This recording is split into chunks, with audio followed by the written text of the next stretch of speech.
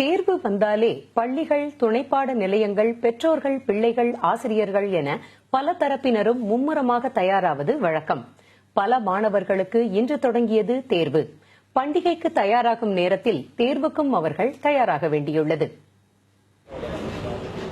பண்டிகை வந்துவிட்டால் பிள்ளைகளுக்கு கொண்டாட்டம். புத்தாடை வாங்குவதில் தொடங்கி எத்தனை இன்னும் சில தினங்களில் தீபாவளி. தேர்வு நேரம் வேறு. சில மாணவர்களுக்கு தேர்வு முடிந்திருந்தாலும் பெரும்பாலான மாணவர்களுக்கு இனிமேல் தான் தேர்வு தொடங்கவிருக்கிறது. பலருக்கு தேர்வுக்கு இடையில் வருகிறது தீபாவளி. பெற்றோர்களும் பிள்ளைகளை தேர்வுக்கு தயார் செய்வதில் மும்முரமாக ஈடுபட்டு வருகின்றனர். மாணவர்கள் இந்த பண்டிகை காலத்தையும் தேர்வையும் எவ்வாறு சமாளித்து வருகின்றனர்? வாருங்கள் பார்ப்போம். பாரம்பரிய பண்டிகையாக இருந்தாலும் அதைவிட முக்கியம் தேர்வு என்கின்றன சில துணைப்பாட நிலையங்கள். பண்டிகை பண்பாட்டுக்கு ரொம்ப முக்கியம். பட் கல்வி அப்படிங்கிறது எதிர்காலத்துக்கு ரொம்ப முக்கியம். அந்த தீபாவளியை கூட கண்டுக்கிடாம சில நேரம் பிள்ளைங்களுக்கு நிறையவே பிராக்டிஸ் கொடுக்க வேண்டியதாக இருக்குது. ஆசிரியர்களும் மாணவர்களை தேர்வுக்கு ஆயத்தப்படுத்துவதில் அதிக கவனம் செலுத்துகின்றனர். ரெண்டுமே மாணவர்களுக்கு முக்கியம்தான்.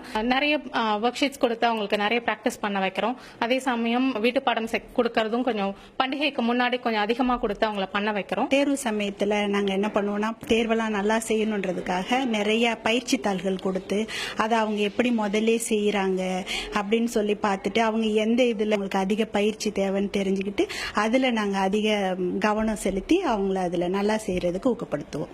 பண்டிகை என்றாலும் கல்விக்கே முதலிடம் என்கின்றனர் சில பெற்றோர். பிள்ளைகளுக்கு ஓய்வும் தேவை என்பவர்களும் உண்டு.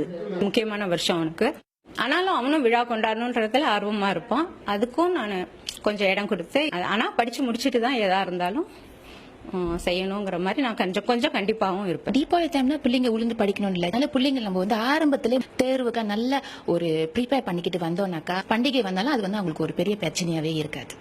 பண்டிகை காலத்தில் கொண்டாட்டமும் முக்கியம், படிப்பும் முக்கியம் என்கின்றனர் சில மாணவர்கள்.